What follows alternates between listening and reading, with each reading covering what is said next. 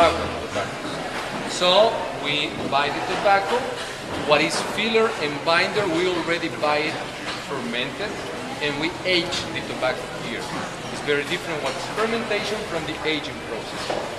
The aging process here can last from 1 year to 5 years, depending on how old we want the tobacco to be. In the case of the wrapper, and especially the Nicaraguan Havana seed wrapper, that is the one that we must use in the Antaño 1970 or the Celebración cigar, as well as the Corojo for the Antaño Dark Corojo, those are wrappers that we ferment. And we fermentate because it needs a longer time to get ready. These are thicker wrappers. Usually you got a tobacco wrapper fermented in an average time of 7 months, 9 months is already. This type of wrapper, because of the thickness of it, requires 1.5 years. So suppliers don't want to have a pilon at their place for so long, first of all. Second, they are not willing to give you a specific color and priming as you want. So we purchase the tobacco and we fermentate it here. And then we age the wrapper also here. Then we start to prepare the tobaccos to production. First, we have the selection rooms for the wrappers and the selection rooms for fillers and binders. But before we go here, I invite you to see the preparation of the wrapper. This is gavilla. I like to share with you the tobacco terms. Like chaveta is a knife for cutting that is especially only for tobacco. This is gavilla. Gavilla is a bunch of 35 leaves. That is the name. It's usually the way we tie the tobacco to fermentate it in the pilones, specifically the wrapper. You can also tie the filler, but normally filler is fermented loosened, not tied like the wrapper. We tie the tobacco because we want to take care of the physical health of the wrapper, so it's better treated while it's fermented. So we have a gavilla here. This is one unit. The gavilla, when it's dry, you can touch it, it's very delicate. It has been aging. It's just mixing the flavors, the aromas of the tobacco all together. It's very dry. If you touch hard the tobacco, it will crash because it's very dry. But we need that same leaf to get flexible and healthy to roll a cigar with it.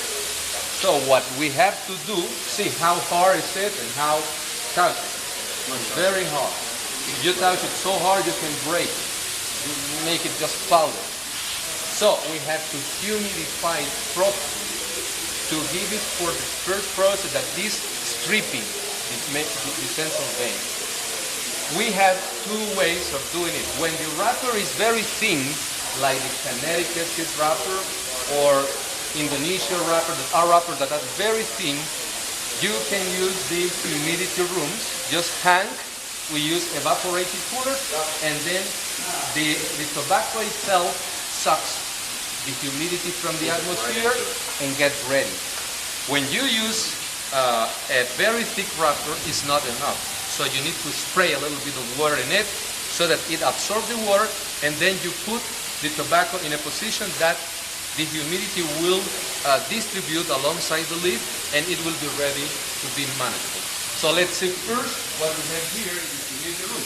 Here, and then the humidity goes up very, very slowly. There is water coming from the evaporated cooler. We just don't feel it. It's just fresh, like air conditioning, but it's not an air conditioning. This is water, spray water, evaporating water.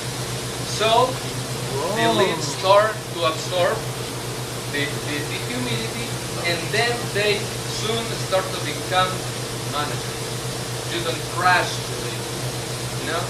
So it's very important how to prepare, how many hours they need to be here, not to over humidify the wrapper, but also to prepare it to be debated and to stretch it with your hand without damaging it. This is, again, 4 thin wrappers, like the Connecticut. You can touch them. Look at them. This is Connecticut from Ecuador.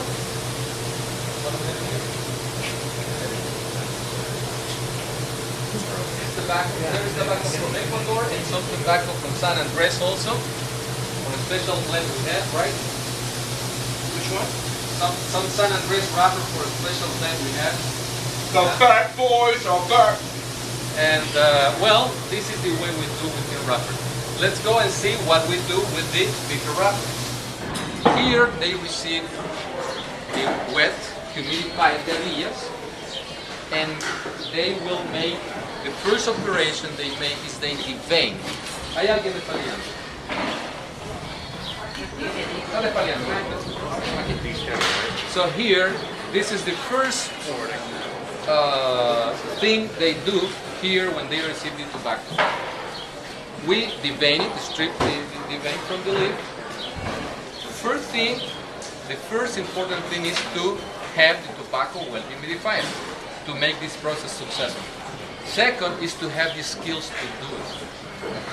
And because this is something they are going to do repeatedly, they make 10 manojos per day. Devein it and select it. 10 manojos is 4 gavillas is 1 manojo. So it's 40 gavillas. So 40 gavillas by 35 leaves per gavilla. So it's going to be around 1,250 leaves that they need to devein and to classify per day. So it's something that needs to be quick, but at the same time they have to make a clean job.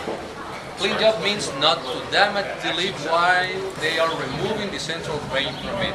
So the process is to pick from the top of the leaf and to twist the leaf on the fist and remove in one quick movement the central vein.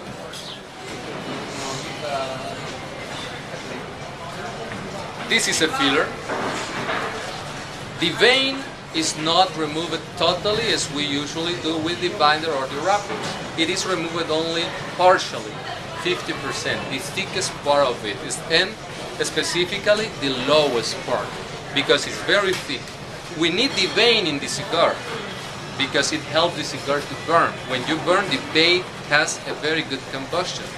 But when it is so thick, it can affect the texture of the cigar. The cigar can get bumpy, is the right word? Bumpy, yeah?